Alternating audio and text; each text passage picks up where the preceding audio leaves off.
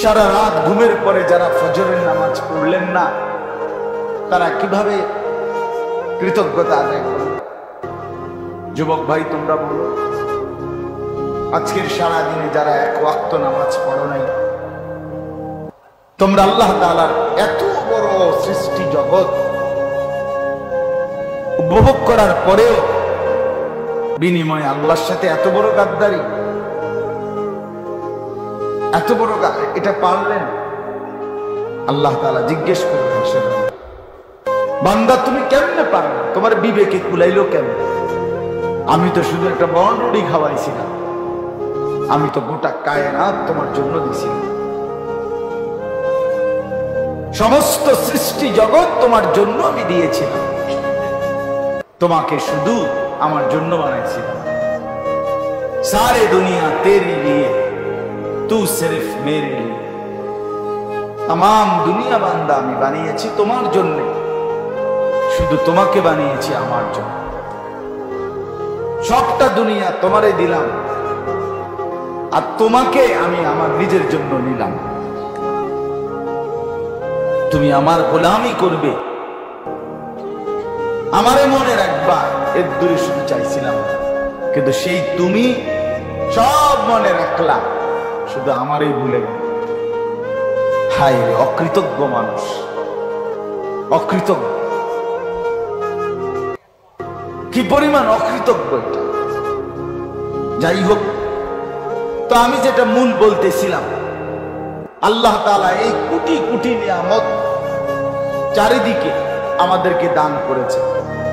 এই যত নিয়ামত আল্লাহ তাআলা একজন মানুষকে দিয়েছেন, সমস্ত নিয়ামতের মধ্যে সর্বশ্রেষ্ঠ নিয়ামত হলো যাকে আল্লাহ তাআলা ঈমান দান করেছে। আল্লাহর পরিচয়, কালেমার পরিচয়, লা ইলাহা ইল্লাল্লাহ, এই বিশ্বাস কলিজার মধ্যে, জবানের মধ্যে, জিন্দেগীর মধ্যে আল্লাহ যাকে দান করেছেন, তাকে আল্লাহ তাআলা সর্বশ্রেষ্ঠ নিয়ামত দিয়েছেন। যারে আল্লাহ ঈমান দিয়েছেন, যারে আল্লাহ ঈমান দিয়েছেন। এই গোটা পৃথিবী যদি 1012 কেউ পায়, আর যদি ঈমান থেকে বঞ্চিত হয়, লা ইলাহা ইল্লাল্লাহ থেকে বঞ্চিত হয়, কালেমা থেকে বঞ্চিত হয়, আল্লাহর কসম সে কিছুই পায় না। আর ঈমান পেয়ে, আল্লাহকে পেয়ে, গোটা পৃথিবী যদি মোটেও না পায়, সে কিছুই হারায় না, কিছুই হারায় না। এজন্য ঈমান সর্বশ্রেষ্ঠ নিয়ামত, সর্বশ্রেষ্ঠ নিয়ামত। একজন বড় বুজুর্গ ছিলেন, সুফিয়ান ইবনে উয়াইনা রাহমাতুল্লাহি আলাইহি। উনি বলতেন, মা আনআমাল্লাহু আলা আবদিন মিনাল ইবাদ নি'মাতান আ'যামা মিন আন আররাফাহুম লা ইলাহা ইল্লাল্লাহ।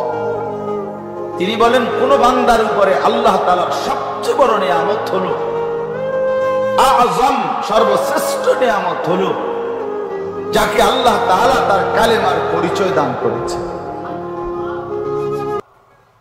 যে তার ঈমানটা ঠিক রাখতে পারছে, ঈমানটা পাইছে, ঈমান আল্লাহ তাআলার সামনে পেশ করতে পারছে, এই ঈমানের দৌলতটা ঠিক রাখতে পারছে, আল্লাহর কসম সে সর্বশ্রেষ্ঠ নিয়ামত অর্জন করেছে। ঈমানের মোকাবেলায় গোটা পৃথিবীর মূল্যহীন। রাসূলুল্লাহ সাল্লাল্লাহু আলাইহি ওয়াসাল্লাম বলেন, 7 আসমান ও জমিন যদি এক পাল্লায় রাখা হয়, আর কালেমা লা ইলাহা ইল্লাল্লাহ যদি আরেক পাল্লায় রাখা হয়, তো নিঃসন্দেহে ঈমানের পাল্লা, কালেমার পাল্লাটাই ভারী হবে। আল্লাহ তাআলা আমাদেরকে এত বড় দৌলত দান করেছে। এই আমরা যারা এখানে আছি, আল্লাহ তাআলা আমাদেরকে এই নিয়ামতটা দিয়েছেন যে আমরা জবানে বলি লা ইলাহা ইল্লাল্লাহ, আমরা কলিজার ভিতরে এই কথা বিশ্বাস করি যে লা ইলাহা ইল্লাল্লাহ, আমরা আমাদের জিন্দেগি দ্বারাও প্রমাণ করি যে লা ইলাহা ইল্লাল্লাহ, লা ইলাহা। এজন্য বাপ, ঈমান সর্বশ্রেষ্ঠ নিয়ামত, সর্বশ্রেষ্ঠ নিয়ামত। এই তাওহীদ, তাওহীদ, কালেমা লা ইলাহা ইল্লাল্লাহ।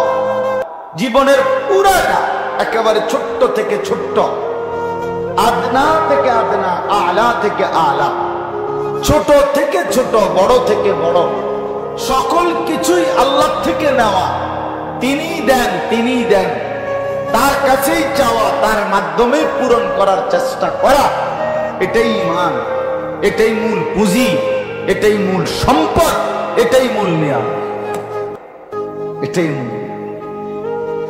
রাসূলুল্লাহ সাল্লাল্লাহু আলাইহি ওয়াসাল্লাম বলছেন, উম্মত, যদি তোমার স্যান্ডেলের ফিতাটাও ছিঁড়ে যায়, স্যান্ডেলের ফিতা সেটাও যদি শিরাকান আলাইক, তোমার স্যান্ডেলের ফিতাটাও যদি ছিঁড়ে যায়, তো কাউরে বলো না, সবার আগে তোমার আল্লাহকে বলো।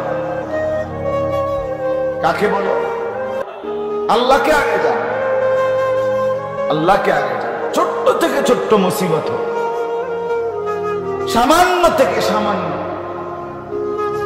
পেরেশানি হোক, আল্লাহকে বলো। জীবনের যত প্রত্যাশা আছে